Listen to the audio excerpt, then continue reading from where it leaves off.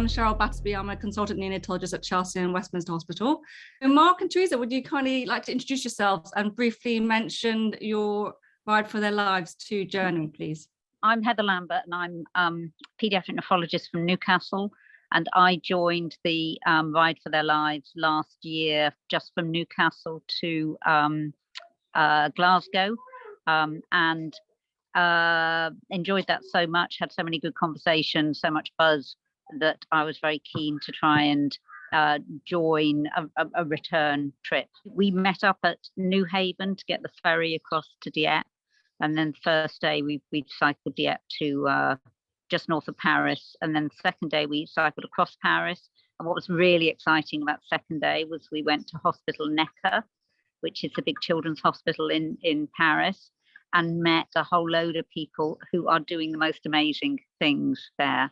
All sorts of initiatives that they're doing, kind of introducing sort of almost mandatory training for some of their workers on sustainability, some stuff on baby boxes. They've got a big garden. They've got bees on top of the hospital. They've got rabbits in the garden. I mean, they're just Ducks. Buzzing.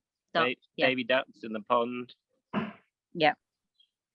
So it was really good to have some conversations with them. We're going to make some email contact and just share some ideas about stuff people are doing. The next day we cycled from south of Paris to a little village in the middle of nowhere, really, just near Chablis, wine country, really. And it turned out we booked this place from Airbnb, and the guy we were staying with turned out to be the mayor of the village. And we had, again, fantastic conversations with this really nice chap, Christoph, about everything really to do with communities and kind of getting communities together to do things, live better lives, wellness, stuff like that. And then today we've just cycled over a biggish hill to here in Zeeshan, and we are in the garden of a very nice family who are putting us up for the night. And we're a bit exhausted, so I can't string two words together very much, actually. At least you can remember your own name. We haven't showered, we haven't done anything yet. So, and it's really hot. It's like 30 degrees still. So that's my bit to say. It's great. It's fab. I'm having a great time. I'm not sure there's much more to say. My name's Mark Hayden. I'm another one of the Ride for Life. Is talking to the mayor of this village, you know, who was putting us up in this amazing house that he'd built that was like completely grand designsy type stuff. Was really fascinating because, like, you know, he was struggling to work out how to provide water for the village because they had a perfectly good water supply that had worked for centuries, but it is now contaminated by all of the nitrates coming off the land from the fertilizers, and there was no way to take the nitrates out. So he was giving us plastic bottles of water in single-use plastic because the water that this like sort of pristine environment, you know, we were cycling through it, it looked like nature. You know, there was skylarks continuously, you know, almost continuous skylarks for, you know, the last few days. It feels like nature, but they can't drink the water because it's been contaminated by the fertilizers, so they're all drinking from plastic bottles. So it was absolutely fascinating talking to him, and there's so many things we've learned, but we don't want to talk about them because we want to give you guys all the time you need to talk about the ride. So we're going to say ta-ta for now, and thank you for all that you're going to talk about now, and great to see all of you. Yeah, thank well you. Done. Yeah, good luck with the rest of your ride. Thank Cheers. you. Bye-bye. Bye. Great. And then there were 5. I can count. Yes, 5. So should we go around? Perhaps maybe Rachel, could you start? Maybe introduce yourself and how you got involved with Ride for Their Lives and why? I'm a children's physiotherapist from Ormond Street Hospital in London. I have been an activist in environmentalism for the last couple of years. And so I was really excited to hear about Ride for Their Lives last year. And finally, it felt like it was finally being able to use my voice as a healthcare professional in this way. Really great to make connections with other people, like-minded people who want to really make a difference and use an influential voice, because I think a lot of people don't really consider the climate and ecological emergency as being health related. Just really using this project to find our voices, to share our voices, raise the profile of climate change, I guess, and finding a really, really fun way to do it, to make, I think collaboration is so important in any movement in this way. So finding this vehicle to encourage collaboration, work together, share ideas, build a stronger voice, build a stronger platform. I was so impressed by how powerful that was last year. It's such a great thing to be involved in. The message behind it for me is the most important part, but it also taps into so many things for me, because as a physiotherapist, active transport is so important for what I talk about all day, every day. You know, I am in my work, I work across physical and mental health. And active transport, exercise, really such an important thing for both of those. So it ticks lots of boxes for me. And also it was a genuine, real challenge cycling to Glasgow last year, because I'm fairly new to cycling as much as I preach about exercise. It's only a few years ago when I was too scared to cycle in London. And I was laughing about this yesterday, thinking about how I was scared to do a 3-mile ride in a particular part of town.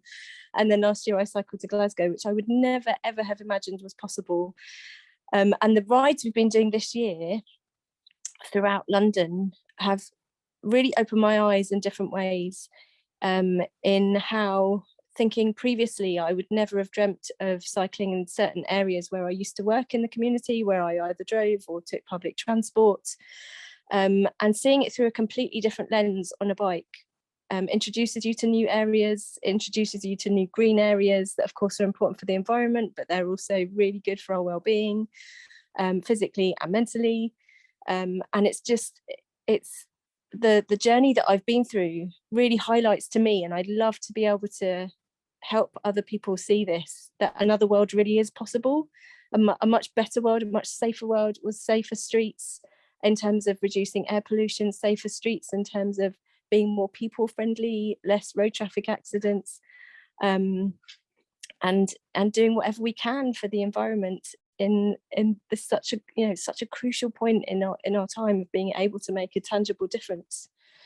And the process of doing all that, I already talked about the collaboration, but the conversations that come around it, it's not just the actual doing of it, the experience of it, but I'll talk to people at work, or I'll talk to people in my social life and say, oh, you know, what are you doing this weekend? Oh, I'm going on this bike ride.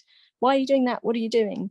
And it's like this, you see the ripple effect in action with how many ways, how many different people you talk to about things. Even just going to have my hair cut, I was talking about it. So, you know, it can have an impact in all walks of life. It's just such a powerful, inspiring thing to be part of. It's inspiring to listen to what other people are doing, hearing what people are doing in Paris from Mark and Heather just now. It gains momentum, it has effects. I really feel strongly that we can make a difference, because I feel it, I see it, and that's really empowering. And in such a it's so easy to get exasperated and feel hopeless around climate change, and I feel like this process gives us the opposite feeling. Thanks, Rachel. I'll come back on those points which you've raised. We'll go around and make sure everyone can introduce themselves, and then we'll explore a bit more about what you've mentioned. Really, really valid points. Chinthinka, could you just introduce yourself and how you got involved with Ride for Their Lives and why? Thank you, Cheryl. I'm Chinthinka, a consultant neonatologist at Evelina, London. And I took part in Ride for Their Lives last year from London to Glasgow, and also in the London perinatal and paediatric rides across the 5 networks. The reason why I got involved in it, because I got an email from our PICU consultant, who is a colleague of Mark, which advertised this opportunity to ride. And I immediately took upon it because the image of paediatric healthcare providers arriving on bikes to COP to raise awareness about air pollution and climate change was just too tantalizing an idea. And then I immediately wrote to Zee saying, we have to do this. And Zee has helped me so much in getting me on my bike. So we did that because of the wonderful metaphor it is And primarily because I moved to London several years ago, having lived in a rather underpopulated part of Britain, and I've always been very, very concerned about air pollution and the effect of air pollution on our health, not just adult health, but on the health of the babies and children we look after. But it's been something I've been aware of as I go to work, and I always remember saying to myself, I need to do something, I need to do something. But then you get to work and the day takes over you, and the next time I think about it again is when I'm going home or the following morning. So that's been on my mind for several years, wanting to do something, but never really knew how. So when this opportunity came, I thought that this is a great way of taking action. And I echo what Rachel has said about the kind of ripple effect as it has had of being able to talk about this with my friends and colleagues, but not just friends and colleagues, but the people I come into day to day. And it has inspired others to travel more actively. And I can talk about, I can mention just some of my immediate colleagues at work. So I think I'm really glad I took part in it, because it has given me a chance to take some action. It has had an impact on others in a small way, and I have learned so much along the way, meeting new people who are like-minded. So I'm really glad I've taken part, and that is why I'm here. Thank you, Cheryl.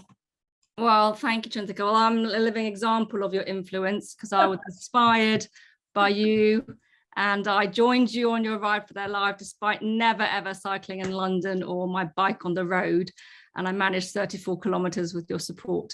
So it's opened my eyes. I've doubled my cycling already.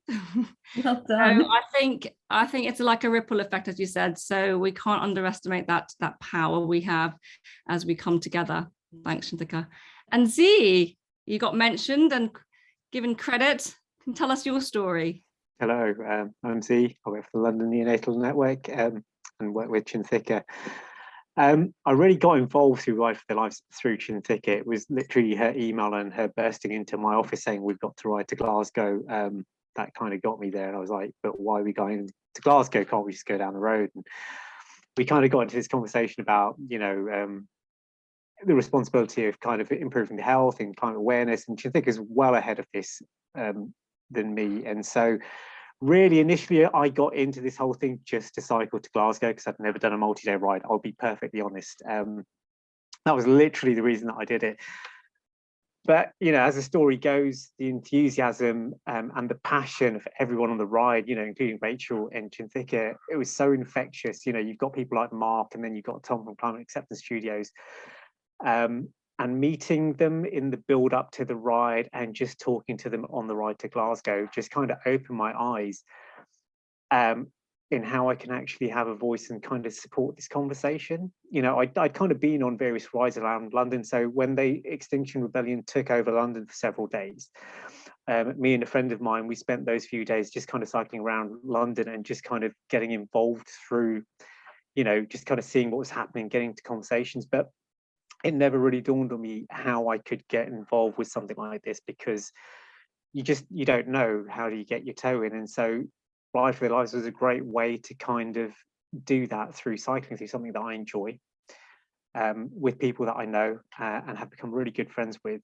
And so it's kind of taken off from there. And, it's really around kind of improving the active lifestyle of Londoners and colleagues that I know. And in fact, it was my consultant colleagues in the Evelina that encouraged me to get on a bike in the first place. They nagged me for years until I actually bought a bike and cycled to work, only to find out I had the longest commute out of everyone, which was kind of like, you made it sound so easy, but it's not, because I'm doing 14 miles, but hey. And then there's mental health improvements through cycling to work. And it's just being able to share that story with other people and saying, you don't need a super quick, super expensive bike. You can do this, and the difference you can make to yourself and the people around you is enormous. And it all starts with one journey, and it can spiral out from there. And so that's slowly what I've been doing. And carrying on that work and that momentum from London to Glasgow has been great. So thinking about ways to do it this year and having the 5 rides around London was really great because, as you've kind of mentioned, we got to see the infrastructure around the place, but also to network with other people. So we met Mike, who's on the call, and he's going to kind of go next from LCC. And that was a really great conversation until I had with him. And meeting Swami briefly from the LCC and actually just kind of going through his Twitter feed and just understanding how much work and what he's doing and the impact that he's having around improving streets and making them, more available for active travel. It's moving that conversation forward every day in a little way to make a big change and collectively. So yeah, that's essentially my story. Thanks, Z. And moving on to Mike McSherry from LCC. One thing I'd just like to say, what you've already said so far, is that you three have spoken so articulately about your experience and what that means for the environment, for the planet, for you personally, and what it could potentially mean for your patients and your communities. And that articulateness is like a superpower. And that's what we've got to make the most of. So for my involvement in this is because I was working with some stuff on Mark, and he told me about it, so I immediately knew we had to get involved with it. That was just a couple of months ago at most.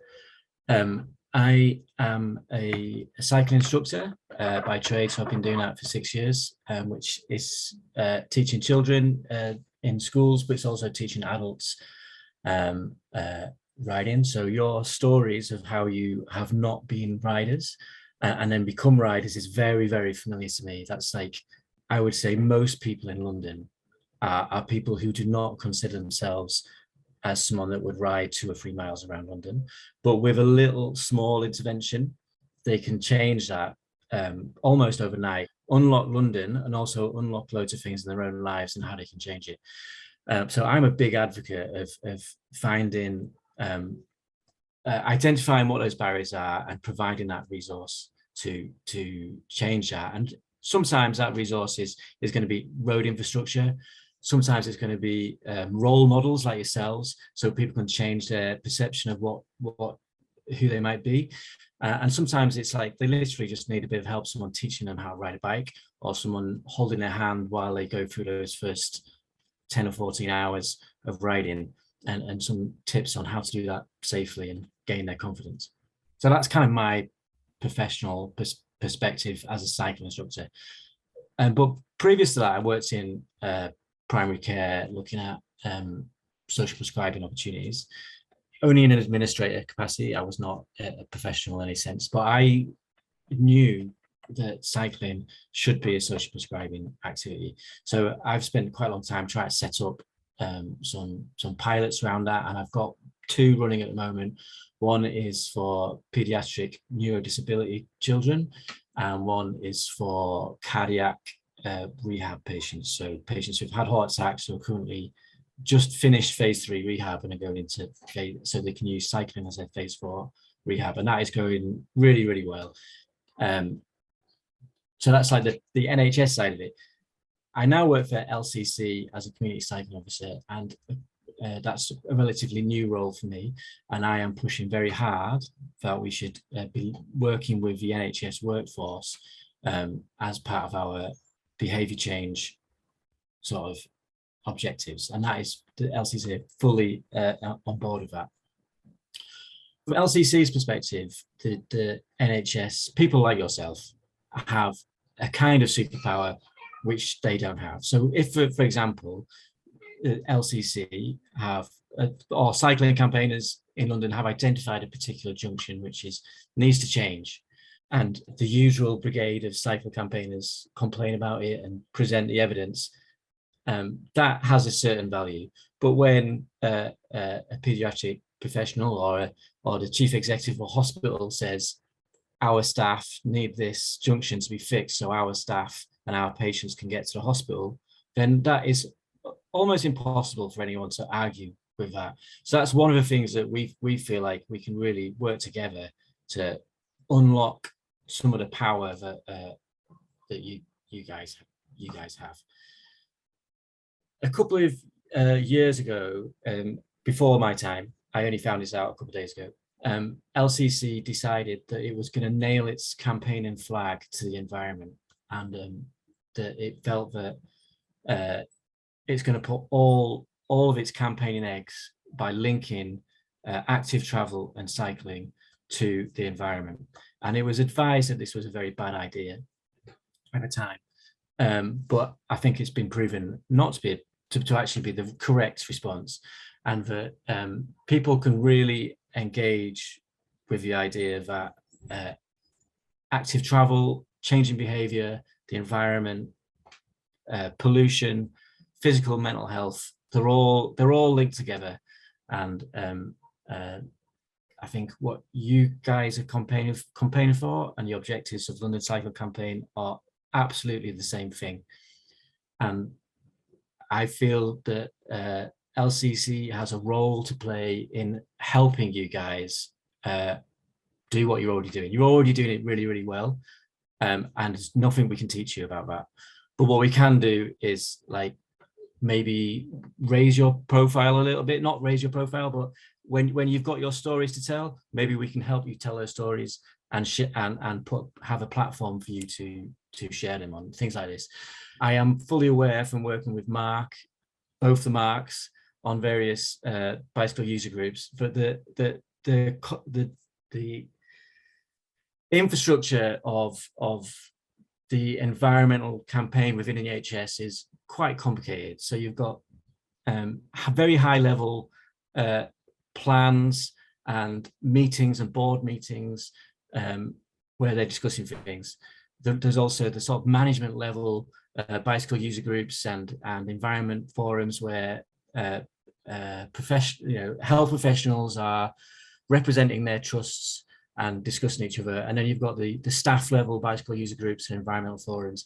And this can add up to like maybe 6 or 7 meetings with quite often overlapping representation, talking about the same things, perhaps not linking each other up. And I feel that maybe there's a role for an organization like LC to help coordinate or streamline some of those conversations, so we're not having the same conversation multiple times with different people or some of the same people, and maybe we can get quicker to the outcomes that seem broadly to be in consensus. I think that's a very powerful message, that actually as healthcare providers, I presume most of us actually, including myself, didn't really appreciate the possible power we have and that credibility and that role model that perhaps the public look towards us for. And it's really pleasing to see organisations such as the Royal College of Paediatrics and Child Health really release that support very formally in their climate change action plan. And some key facts are really quite startling. 90% of the world's population, including 2 billion children, are already exposed to poor air quality. And current avoidable environmental risks cause 1/4 of all diseases and deaths globally each year. And actually, Chinthinka really inspired me to go away and do more reading. And I must say, I'm embarrassed to not really know all of the real facts. And what you said, Mike, as healthcare professionals, we have a duty, surely, to protect the children that we say that we look after on a day-to-day, and that link between their health and climate is really one that we should be shouting from the rooftops. And the way to do it is our little influences in our little daily circles, but actually very powerful when it's cumulative in numbers. So on that note, I wanted to move to discuss a bit further about your strategy for their Lives campaign, but also from Climate Acceptance Studios. I know that your general 3 areas are to improve sustainability practice, leading by example, to educate, so that's your fellow healthcare professionals, but also your patients, about the link that we spoke so articulately about between health and climate crisis, and to advocate and to policymakers and share best practice of how to influence, collaborate and organise effectively. And I think, Mike, you really touched upon that bit about policymakers.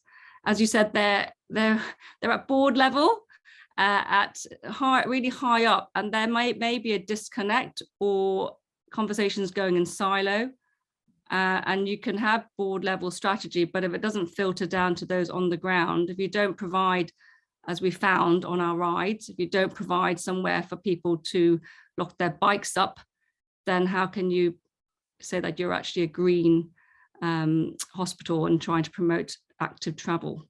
And I wanted to hear from your experience really in your workplace about how important your trust, where you work, actually view their role in creating some more sustainable healthcare. And there are, I know, national initiatives, and it'd be great to hear if anyone's got experience of them, such as Greener NHS and NHS Sustainability in Scotland. I don't know if that's sort of had any effect locally. Through Ride for Their Lives, I've connected with other physiotherapists, and we've formed a group to lobby the Chartered Society of Physiotherapy to declare a climate emergency, which they have since done very recently. And also through networking and just general communication, doing some teaching. There's a number of universities that are signing up to sustainability as part of our undergraduate degrees to promote this, and also things like promoting cycling when you're working in the community. I know a number of my colleagues who go out and about, they've been cycling more than using motor vehicles. And one of the physio group was talking about how she, for the first time yesterday, had done some visits on the bike and done 10 miles, and she was celebrating that. So again, it's this ripple effect and things to celebrate. Oh, well done, Rachel. Lobbying and advocating and changing some policies and introducing new strategies at organizational level. That's, yeah, to be commended.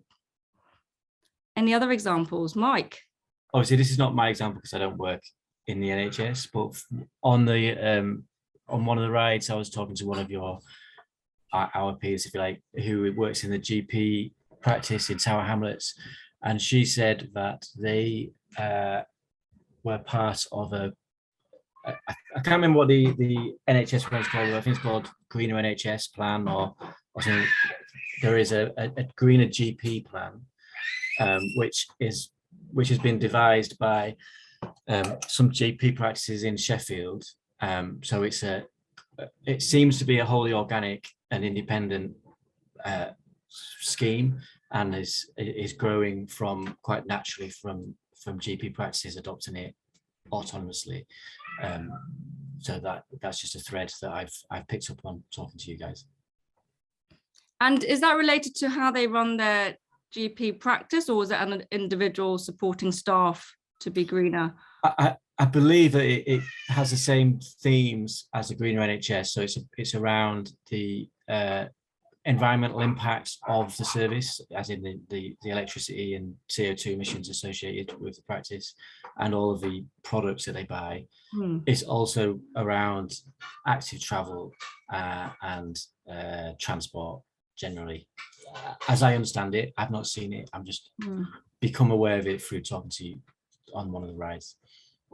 Right. So about air quality and active travel.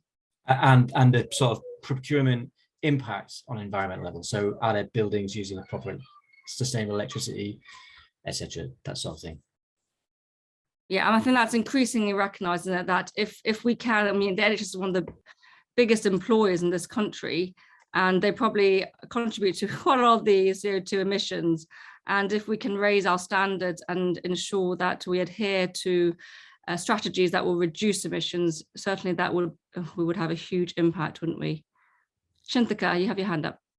Thanks. Zee and I got in touch with our Trust Air Quality officer. I didn't realise that there was a Trust Air Quality officer, and we had a fantastic conversation with her. We introduced ourselves and what we were doing. We thought what we were doing is perfectly aligned with their work, and we actually hoped that she would be able to join us on our ride, but it was not possible for her to do so.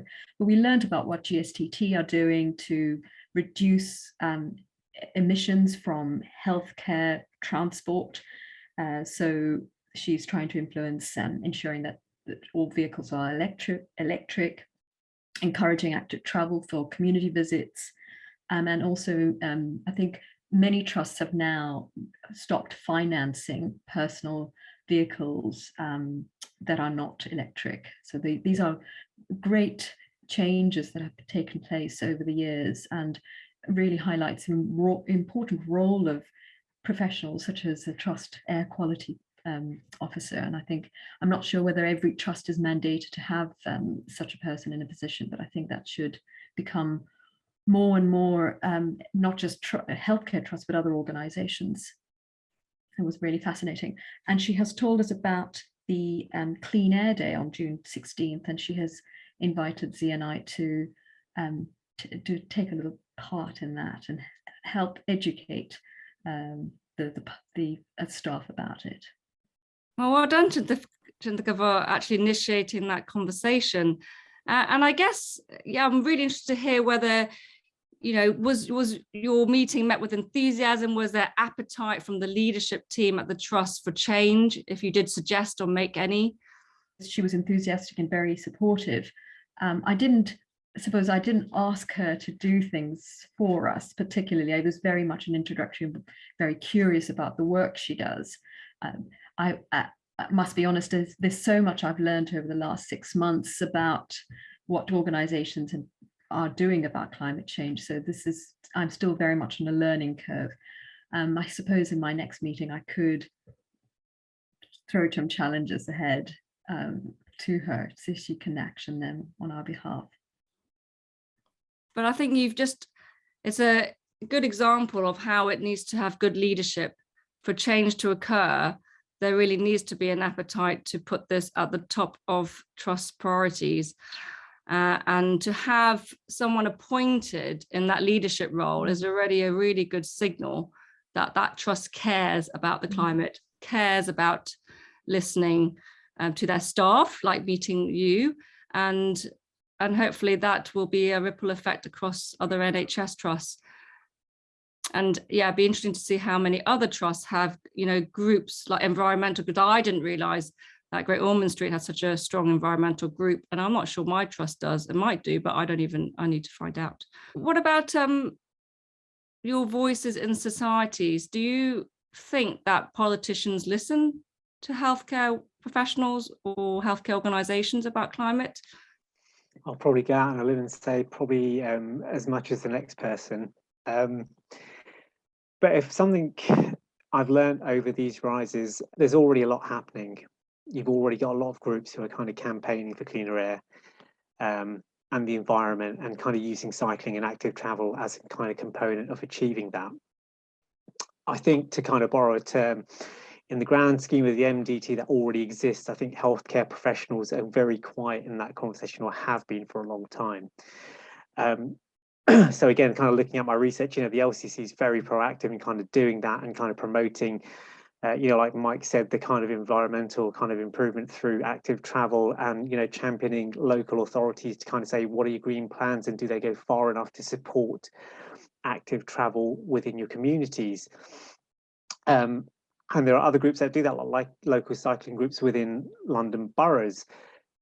What you'll find is an abject lack of healthcare professionals in those groups who are actively championing it from a health perspective. They may be on there incidentally as cyclists, but they're lacking an active component from the local trust to say, we represent this trust or this healthcare group, and we'd like to promote the benefits of, and there will be predominantly different characteristics within each borough that you might want to target. For example, you know, improving, you know, neonatal outcomes in a certain borough, or targeting obesity in another borough, and that's a great platform to do it. It's just what we found is there's not enough people, but we're getting there. So, you know, our Southwest ride, we kind of met up with Zoe Rawlinson, who's a local GP, and she was absolutely enthusiastic about improving healthcare through active travel. And, you know, she was texting me and kind of sharing air quality improvement posters that we could take along.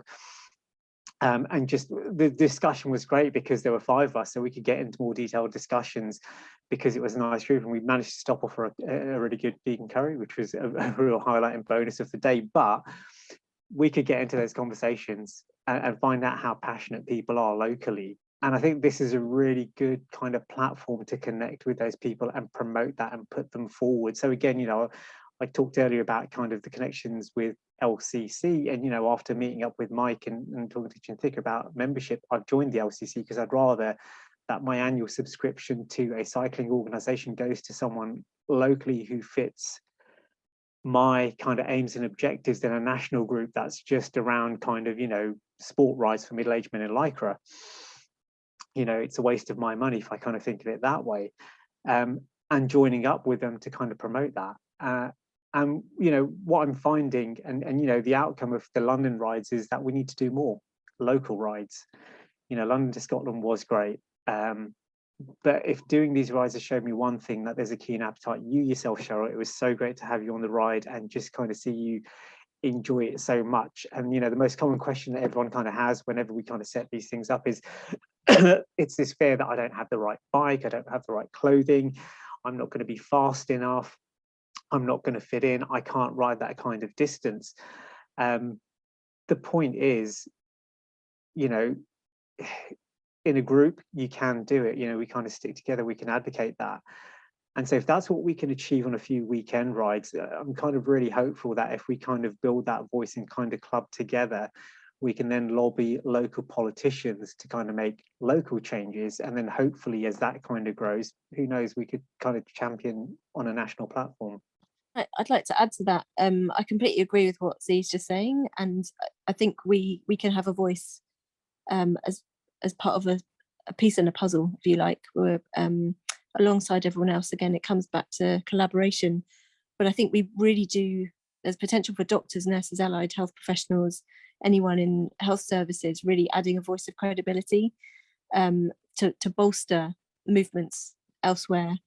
And it's helpful if that's at every level. Like you say, there's the support from people who have an impact on decision making or policy change, but also the grassroots level of getting out there and speaking to a GP who works in the community that can put posters up in the local community and help people really see that on a day-to-day way, in where you can see where the safe bike routes are that get you from A to B, and not just something that feels abstract in a different place. So yeah, it's again, it makes a difference at individual level and a bigger level. Yeah, and listening to you all, I mean, certainly also myself, I think there is perhaps a lack of understanding, really, that there are wider determinants of health beyond when someone gets sick and we give them lots of drugs or look after them. There's a lot of good things we can do to prevent them getting sick, which are, as you said, leading a healthy lifestyle, being active, being exposed to better air quality. How do we get that message out there? As you said, Zee, you don't often see health professionals. I mean, you did it with me by inviting me on a ride, and that was very effective because it educated me. I spent a day really learning from your conversations. And how can we spread that even wider amongst our different health professionals? I think what I really loved about the ride was it's bringing together the doctors, the nurses, the physios, the occupational therapists, and various other non-clinical staff as well who work in our hospitals, and the admin, the management, that we're all in the same boat in a way. How can we really harness that energy you've all been part of going forwards? I think for me, it's about paying it forward. So riding from London to Scotland was my kind of, it's what I took away, that was my challenge. I did that and I achieved it, and it was really great. Met a really great bunch of people. And so for this year, it was about kind of moving beyond that. So I've made a really great set of friends, but how do I make more friends? And how do I get them to make friends? So that's where we kind of set up the London rides to essentially engage healthcare staff from each of the 5 STPs or local sectors within London and get local cyclists to ride their local area, whether it's where they live or where they work. Now, my personal goal was if we could infuse at least one person on those rides, job done, because that one person can go out and talk to X number of people. I think we're incredibly fortunate to have, given how late it was in the day that we organised these rides. And I think we were kind of ambitious, thinking we'd be inundated with the requests and, you know, have 200 people kind of turn up at a hospital to want to ride. But we kind of left it at the very last minute. But, you know, I'd say for every ride, we had at least one new rider who was thoroughly enthused and positive about the ride. And that to me is a huge victory. Now, if that one cyclist can go away and talk about the benefits and what they've kind of learned and achieved through that ride and set up a ride of their own with another group of, say, 5 friends, and that just kind of spirals out, that means our message kind of gets across and we can get more people joining the kind of cause. And as you know, healthcare is a very small world. It's not like, you know,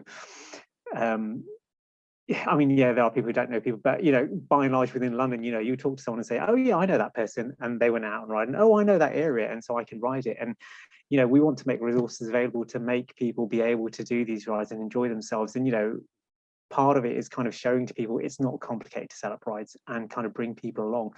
So another thing we found outside of kind of, you know, the ride that you were on, that people really liked coming on the ride. So again, Zoe, who was really great from Southwest London, you know, she said part of the reason she joined the ride was because it's with healthcare professionals and that it's a social opportunity to do a ride. And that's another health benefit that we often kind of forget. You know, it's just the kind of the social interaction, and she felt confident. And ironically, that's one of the reasons that I rode to Glasgow, was because it was with a group of healthcare professionals. You know, you kind of have this unspoken trust of kind of people you work with in the same profession, rather than a random group of kind of male cyclists who are going to kind of go fast. But that was a real kind of benefit of organising this ride. And I'm hoping that if we can get more rides within the London kind of NHS group and build a formal group, then that will just kind of grow and grow. And then hopefully we're looking to replicate that nationally as well.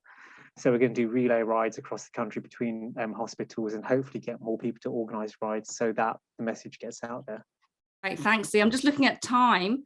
I know Mark's got his hand up. Perhaps if we can go around all of you, and perhaps, you know, 1 minute each, maybe, just if you were talking to someone, or how would you really, you know, inspire them or encourage them to get involved in this campaign, Ride for Their Lives, and to join us to inspire change globally?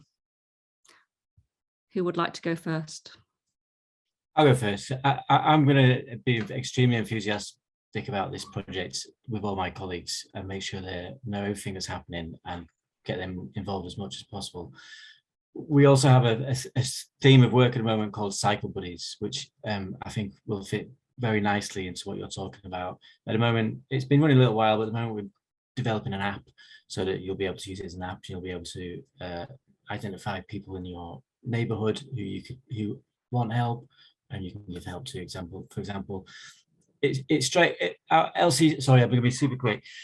LCC is organised by boroughs, and each borough has its own campaigning group. But it seems sensible to me that the NHS itself could be an LCC group, either as a London-based one or Southeast London or whatever, and that could be a natural way for organically things to be organised. But that's a conversation for another day. Thanks, Mike. And what's your big call to action for people to join the campaign? Rachel? Again, I completely agree with what Zee said. I think what we're doing is working, because it is motivating and inspiring when people join. So in some regard, we just keep going with what we're doing. We've got a core group of people who support each other to do this. I think we will continue with that momentum. And what's not to like about it? It's fun. So people come on, you want to do more, and you meet lovely people. And through talking, all of this core group who are involved are really passionate about this, passionate about the message, passionate about the process and the group, and keeping going with it. And that in itself, I think, just by talking about what we do and what we've achieved so far and what we can achieve in the future, is inspiring. I think we also need to help demonstrate and communicate the relevance of this. So the relevance of the movement to healthcare, like you talk about, we all have a duty. We have a role in public health. We have a role to advocate for our patients. and families that we work with, and how important this is, and that it's achievable. Again, coming back to what people perceive to be achievable or not in their daily travel, whether it's walking or cycling or running or whatever it is. Again, focusing on the fun aspect. Activism can be fun, it should be fun in order to make that sustainable. And getting creative. Through Ride for the Lives, I also started working with LCC, so I work in my local borough to promote cycling. Through working with that, I've come up with all sorts of ideas, and that taps into what Zee was saying about local rides, helping the local population, make it relevant to them, what's achievable, what works for them, what are the key things that make a difference in each individual's area. Thanks, Rachel. That ride I joined was definitely fun. I'm up for doing another one. And Chinthinka, your big call to action. I think two things. I would say I'm of a very diminutive stature, and I think that itself has made some people stand up and go, well, if she can ride to Glasgow, then I can ride on my bike. And I think that really has, I mean, some people have actually said that. So, you know, I did something that I don't really feel trained to have done. But I've also done something that I am very trained to do as a doctor, is write talks and give presentations. And I use that skill to educate. So I wrote a talk and gave a presentation to the Evelina Grand Round about our Ride for Other Lives, climate change, air pollution, and what we as professionals and professional bodies can do. And then subsequently at the London Perinatal Pharmacy Network. So I've done something that I'm not trained to do, and I'm doing things that I am as my two actions. Thank you. Thank you. And I think that really just brings home those important three pillars, which is what you've just said you've been doing. You've been educating, advocating for sustainable healthcare. So I think that's fantastic. Comments from everyone. Just to say that you don't need to have a new bike. You can have a pre-owned bike, which is better for the environment. If you've got a spare bike, lend it to a friend to show them how much fun cycling can be, so they can go out and get their own bike.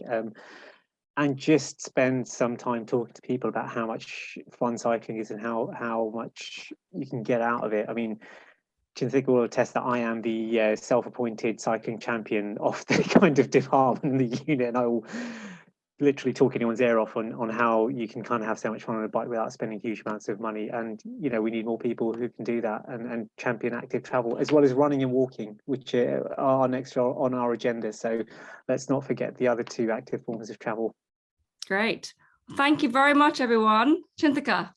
And I just want to say thank you, Cheryl, for hosting and for chairing this session so beautifully. I really enjoyed it. No, I really enjoyed meeting you, a lot of you on that bike ride. I've learned so much, and I am really enthused and inspired by you all for using my own platform as well to really educate and advocate for those three pillars as well.